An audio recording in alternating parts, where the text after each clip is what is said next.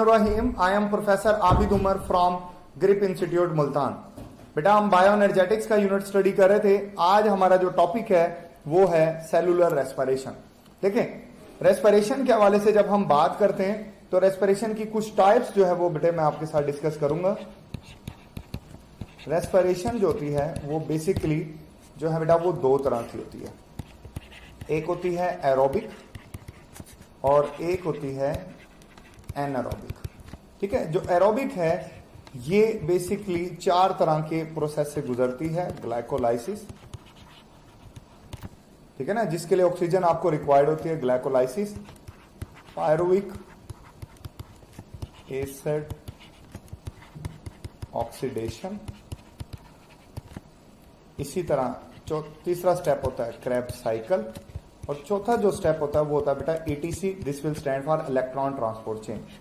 अब अगर आप इसको शुरू करें ना तो ग्लाइकोलाइसिस इसमें भी कॉमन है, क्योंकि ग्लाइकोलाइसिस को ऑक्सीजन नहीं चाहिए, विदाउट ऑक्सीजन वो हो जाता है, तो दैट्स व्हाई वो एरोबिक और एनारोबिक में कॉमन होती है। फिर लैक्टिक एसिड फर्मेंटेशन है। इसी तरह एक होती है उसको कहते हैं अल्कोहलिक फर्मेंटेशन।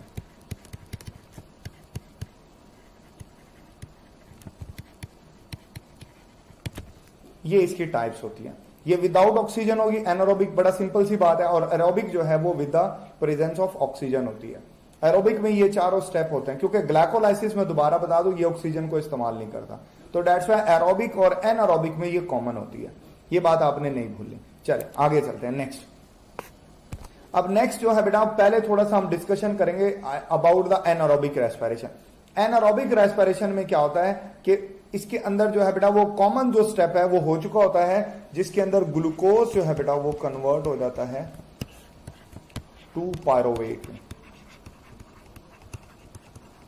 फिर ये यहां से आगे जो है बेटा वो लैक्टिक एसिड या फिर जो है अल्कोहलिक फर्मेंटेशन प्रोसीड करती है। पायरोवेट का मॉलिक्यूलर फार्मूला होता है C3H4O3। इसमें 3 कार्बन 4 हाइड्रोजन और 3 ऑक्सीजन होते हैं, ये आपने याद रखना है, और 2 मॉलिक्यूल इसके प्रोड्यूस होते हैं। ठीक हो गया। तो इससे जो है बेटा वो अल्कोहलिक फर्मेंटेशन के अंदर अल्कोहल इथाइल अल्कोहल बन जाता है। ये रिएक्शन जो है बेटा वो आपने याद रखना है, ये यीस्ट में होता है, सब में नहीं होता। बाइवरेजेस बनाने के लिए ये इस्तेमाल होता है और इसके अंदर 2 कार्बन डाइऑक्साइड जो है बेटा वो रिलीज होते हैं। 2 NADH, एक पायरोवेट के लिए 1 NADH ब्रेक होगा। ठीक है, तो यहां पर NADH2 जो है बेटा वो ब्रेक होकर तब्दील हो जाता है 2 NAD में। ठीक हो गया। इसी तरह सेम लैक्टिक एसिड में होता है। लैक्टिक एसिड जो है बेटा वो ह्यूमन्स में होता है मोस्टली ये रिएक्शन। ठीक है, इसके अंदर पायरुविक एसिड जो है वो लैक्टिक एसिड में कन्वर्ट होता है। ये जो 2 प्रोटॉन होते हैं बेटा इसके वो बेसिकली पायरुविक एसिड के साथ कंबाइन करते हैं और लैक्टिक एसिड बनता है। लैक्टिक एसिड में 2 हाइड्रोजन जो है वो ज्यादा होते हैं as compare to the pyruvic acid. ये बात भी MCQs में आ जाती है। ठीक है ना, बड़ी सिंपल सी थी, आपने याद रखना है। लैक्टिक एसिड की अकोमुलेशन जो है वो मसल फटीग करती है। ये बात जो है बेटा वो हमने पढ़ी हुई है मसल्स वाले यूनिट के अंदर। ठीक हो गया। चल आगे चलते हैं नेक्स्ट ये बिल्कुल पाथवे आपको दिखाई दे रहा है, आपकी बुक की कटिंग लगाई है मैंने। ठीक है ना, इसके अंदर ये आपको दिखाई दे रहा है बेटा अगर ऑक्सीजन नहीं है, विदाउट ऑक्सीजन होगा तो ये वाला पाथवे अडॉप्ट होता है। विदाउट ऑक्सीजन ये पाथवे होगा। ये पाथवे जो है बेटा डेफिनेटली लैक्टिक एसिड फर्मेंटेशन का है और ये पाथवे जो है बेटा वो है अल्कोहलिक फर्मेंटेशन का। इसमें पहले एसिटल्डिहाइड बनता है और फिर जो है बेटा वो एथानॉल बन जाएगा। अगर ऑक्सीजन है, ठीक है ना, प्रेजेंस ऑफ ऑक्सीजन अगर मौजूद है तो फिर ये पाथवे होगा, यानी वो जो है बेटा वो कन्वर्ट वो चला जाएगा पायरुविक एसिड ऑक्सीडेशन में। पायरुविक एसिड ऑक्सीडेशन पाथवे में वो उसी सूरत में जाएगा अगर ऑक्सीजन अवेलेबल है। देन वो पायरुविक एसिड ऑक्सीडेशन से क्रैब साइकिल और देन फाइनली वो इलेक्ट्रॉन ट्रांसपोर्ट चेन से जो है वो गुजरकर आपको एनर्जी जो है ये प्रोवाइड करेगा। ये सारी बातें जो है वो इन डिटेल अभी मैं आपके साथ डिस्कस करता हूं। सबसे पहला स्टेप जो ग्लाइकोलाइसिस है, मैंने यहां कुछ भी नहीं लिखा, मैं सब कुछ आपको खुद लिखकर जो है हर एक बात जो है बेटा हर एक स्टेप जो है वो मैं आपको खुद लिखकर जो है वो एक्सप्लेन करना चाहता हूं, ताकि आपको ज्यादा अच्छे से चीजें जो है वो समझ आ जाए। चलें इसको स्टार्ट कर लेते हैं। Glycolysis simple breakage of glucose को कहा जाता है। अब देखें ये ग्लूकोज है ना, ग्लूकोज को आप ब्रेक करते हो। अब बात यह है कि पहले स्टेप में ना ग्लूकोज को एनर्जी देते हैं। भाई वाई हमें तो ग्लूकोज से एनर्जी चाहिए, हम ग्लूकोज को एनर्जी क्यों दे रहे हैं? क्योंकि ग्लूकोज का मॉलिक्यूल स्टेबल होता है। किसी भी चीज को से अगर एनर्जी हासिल करनी है तो उसको अगर तोड़ना है तो पहले उसको अनस्टेबल करना पड़ेगा, फिर वो टूटेगा, नहीं तो वो टूटेगा नहीं और आपको एनर्जी नहीं देगा। तो इसको अनस्टेबल करने का एक तरीकेकार ये होता है कि बेटे इसको किसी भी मॉलिक्यूल को एनर्जी दे दें, एनर्जी गेन करने के बाद चीजें अनस्टेबल हो जाती है, मॉलिक्यूल अनस्टेबल हो जाते हैं। तो यहां पे भी यही स्टेप परफॉर्म किया जाता है कि यहां पर ग्लूकोज को जो है बेटा वो एटीपी ब्रेक होता है और जो एनर्जाइज्ड इनऑर्गेनिक फास्फेट होता है वो इसको दे दिया जाता है। ये इसको दे दिया, ठीक हो गया। अब यहां से ये बदल जाएगा ग्लूकोज 6 फास्फेट में। किसमें कन्वर्ट हो जाएगा? ग्लूकोज 6 फास्फेट में। ग्लूकोज 6 फास्फेट से मुराद है कि बेटा ग्लूकोज का जो छठा कार्बन है उसके साथ फास्फेट ग्रुप जो है ये अटैच है। ये कार्बन नंबर 1 2 3 4 5 और ये कार्बन नंबर 6 के साथ बेटे ये फास्फेट ग्रुप अटैच है। इसका मतलब ये ग्लूकोज 6 फास्फेट। अब एंजाइमेटिक अवेलेबिलिटी के ऊपर डिपेंड करता है कि ये अपने आइसोमर में बदल जाएगा। एक एंजाइम होता है उसको कहते हैं आइसोमरेज, वो इसको इसके आइसोमर में बदल देगा। This will call the fructose. Fructose आप जानते हो कि ये कीटो शुगर होती है, फ्रक्टोज 6 फास्फेट बना लेगा, ठीक है ना। ग्लूकोज और फ्रक्टोज ये आइसोमर होते हैं। ये क्या होते हैं? ये एक दूसरे के आइसोमर होते हैं क्योंकि इनका मॉलिक्यूलर फार्मूला सेम होता है बट इनका स्ट्रक्चरल फार्मूला जो है बेटे वो डिफरेंट होता है, ठीक है ना। मॉलिक्यूलर ये कीटो शुगर है और ये एल्डो है। ये बातें आपने याद रख लेनी है, बाज़ औक़ात एमसीक्यूज में आ जाती है। फिर अभी भी ये स्टेबल है, अभी भी ये स्टेबल है, अभी इसको मजीद अनस्टेबल करना है तो एक एटीपी का खर्चा और करना पड़ेगा,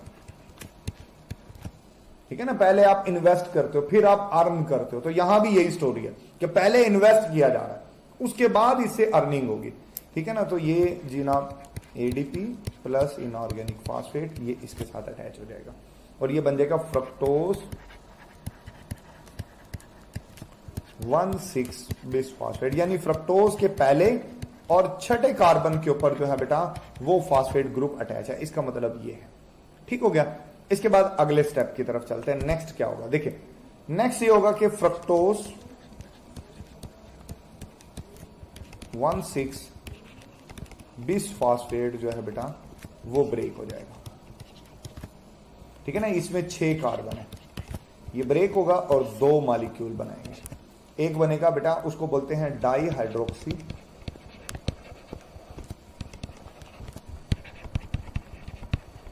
एसीटोन फास्फेट, ठीक हो गया।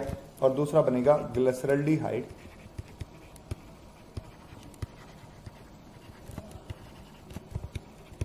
फास्फेट, ये बन जाएगा, ठीक हो गया। अच्छा अब बेटे एक और बात आपने याद रखनी है, ये एक दूसरे में इंटर कन्वर्टेबल है और ये भी एक दूसरे के आइसोमर है। 3 कार्बन इनके पास होते हैं। अब साइकिल आगे प्रोसीड करेगा ग्लिसरल्डिहाइड 3 फास्फेट से, जिसको G3P आप जो है बेटा ये बोलते हो, G3P से ये प्रोसीड करेगा, ठीक हो गया। ये जो है वो DAP से प्रोसीड नहीं करेगा, इससे नहीं करेगा प्रोसीड क्योंकि इसके लिए एंजाइम अवेलेबल नहीं है। ये कीटो शुगर है, ये एल्डो शुगर है। चैप्टर नंबर 2 में आपने ये बात पढ़ी भी है। तो जब ये डाईहाइड्रोक्सी एसीटोन 3 फास्फेट बेटा कन्वर्ट हो जाएगा ग्लिसरल्डिहाइड 3 फास्फेट में, तो इसके मॉलिक्यूल की तादाद 2 हो जाएगी। पहले ये 1 था, अब ये 2 हो गया। आगे से स्टेप स्टार्ट हो गया, ये आगे 2 मॉलिक्यूल में बदलेगा, ठीक हो गया। ये जो बदलेगा बेटा यहां साइटोप्लाज्म से एक इनऑर्गेनिक फास्फेट आएगा, ठीक है। और इस ग्लिसरल्डिहाइड 3 फास्फेट की यहां पर ऑक्सीडेशन होगी, इसके अंदर से इलेक्ट्रॉन्स और प्रोटॉन निकलेंगे। वो इलेक्ट्रॉन और प्रोटॉन NAD के, क्योंकि 2 मॉलिक्यूल हैं तो ये भी 2 बनेंगे, तो ये मिलेंगे और ये बन जाएगा NADH। सेम यहां पर NAD, क्योंकि 2 हैं इसलिए मैं 2 बना रहा हूं, H ये बन जाएगा। या मीन यहां पर इसकी ऑक्सीडेशन हुई है, ठीक है, इसकी ऑक्सीडेशन हुई है। और यहां पर जो है बेटा क्योंकि एक एक इनऑर्गेनिक फास्फेट इन्होंने गेन किया है, तो दो दो फास्फेट रखने वाला मॉलिक्यूल बनेगा। यहां बनेगा 1,3-बिसफॉस्फोग्लिसरेट।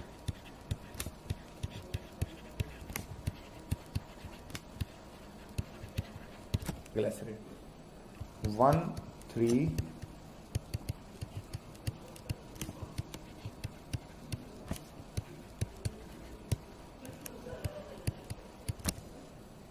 1,3-बिसफॉस्फोग्लिसरेट जो है बेटा ये बन जाएगा। ठीक हो गया। अच्छा, इसके बाद अब ये आपको एनर्जी प्रोवाइड करेगा। ठीक है ना, देखो बेटा अब ये यहां से कन्वर्ट होगा, ये वाला जो फास्फेट है पहले वाला, ये यूज हो जाएगा एडीपी प्लस इनऑर्गेनिक फास्फेट को मिलाकर बनाएगा एटीपी।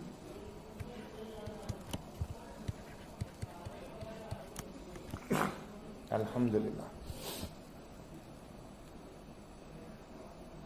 जी, एडीपी प्लस इनऑर्गेनिक फास्फेट इसको बनाएगा ये एटीपी। ठीक हो गया। अच्छा, उसके बाद ये बेटा बन जाएगा 3-फास्फोग्लिसरेट।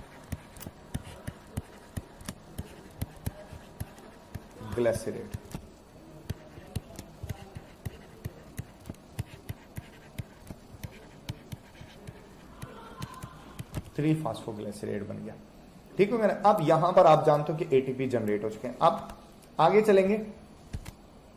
नेक्स्ट जो है बेटा ये अभी हम चल रहे हैं 3-फास्फोग्लिसरेट, एक और 3-फास्फोग्लिसरेट। ठीक हो गया, ये बना। यहां पर रीअरेंजमेंट होती है।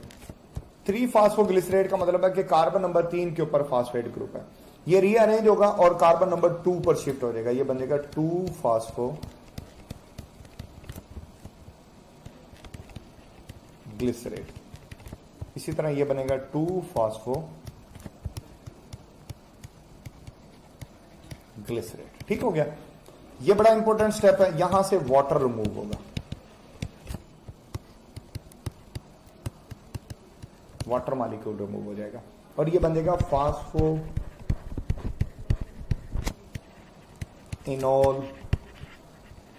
पायरोवेट। फास्फोइनोल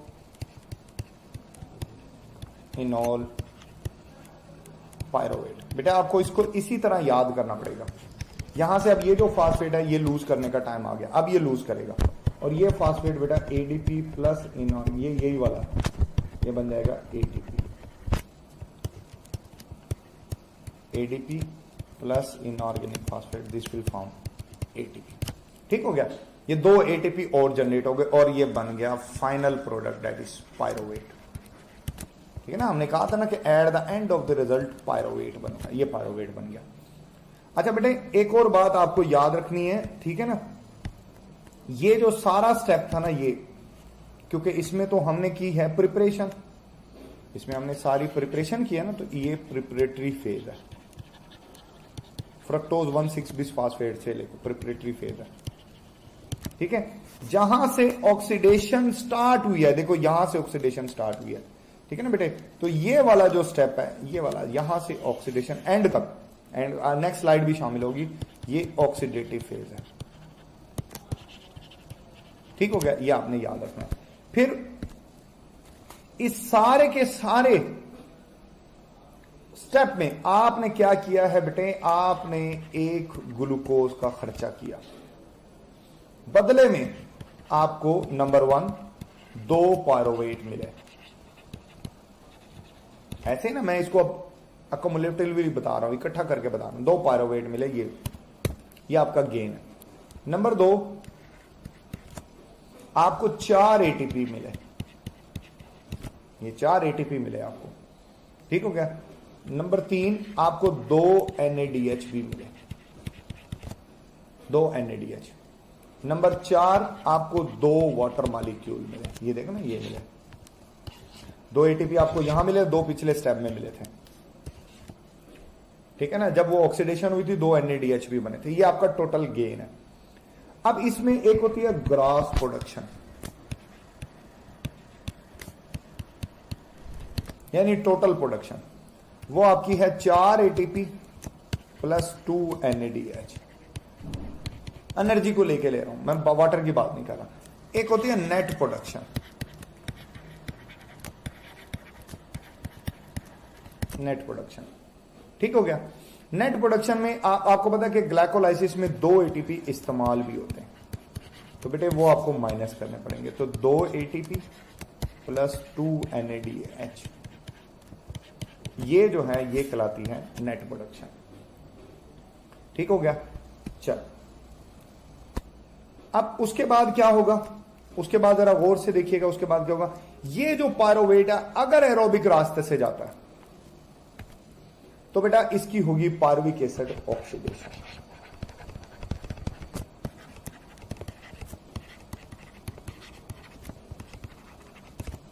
अच्छा, थोड़े से बच्चे मिसगाइड होते हैं यहां से कि ये शायद साइटोसोल में होते हैं। देखो बेटा ग्लाइकोलाइसिस साइटोसोल में होती है, लेकिन ये बड़े वास्तुक तरीके से बता रहा हूं, कंफर्म बता रहा हूं, पायरुविक एसिड ऑक्सीडेशन ग्लाइकोलाइसिस जो है साइटोसोल में नहीं होती, ये माइटोकॉन्ड्रिया के अंदर होती है, माइटोकॉन्ड्रियल मैट्रिक्स में होती है। क्लियर कट बात है, कोई शक नहीं है इसमें, मैट्रिक्स में होती है ये। पायरुवेट एक 3 कार्बन रखने वाला मॉलिक्यूल होता है, ये एसिटाइल को एंजाइम ए के साथ कंबाइन करता है। पहले जो है बेटा एसिटिक एसिड बनेगा, फिर ये एसिटाइल को एंजाइम ए में बदल जाता है। इस दौरान एक NADH बनता है, याद रखना, प्रोड्यूस होता है। आपके पास 2 पायरोवेट हैं तो 2 प्रोड्यूस होंगे, क्योंकि एक ग्लूकोज से 2 पायरोवेट बनता है। मतलब इस सारे स्टेप में क्या होता है कि पायरोवेट पहले माइटोकॉन्ड्रियल मैट्रिक्स में एंटर होता है, फिर पायरोवेट की ऑक्सीडेशन होती है। पायरोवेट पहले तब्दील हो जाता है एसिटिक एसिड में, फिर एसिटाइल को एंजाइम ए उसके साथ अटैच होता है, वो बन जाता है एसिटाइल को एंजाइम ए। क्योंकि पायरोवेट क्रैब साइकिल में एंटर नहीं हो सकता, क्रैब साइकिल में एंटर होने के लिए उसको पहले एसिटाइल को एंजाइम ए में बदलना पड़ेगा। इस दौरान एक पायरोवेट से आपको एक NADH मिलता है, 2 पायरोवेट से आपको 2 NADH जो है बेटा वो मिलेंगे, और एसिटाइल को एंजाइम ए बन चुका है। यहां पर हमारा पहला लेक्चर जो है बेटा सेलुलर रेस्पिरेशन का मुकम्मल होता है। नेक्स्ट लेक्चर में मैं आपको Krebs cycle, electron transport chain और टोटल ATP की कैलकुलेशन जो है बेटा वो मैं करवाऊंगा। यहां तक अगर आपको किसी किस्म की कोई बात समझ नहीं आई तो आप मुझसे सवाल पूछे, मैं उनका आंसर करूंगा। अपना बहुत सारा ख्याल रखिएगा। Thank you, Allah Hafiz.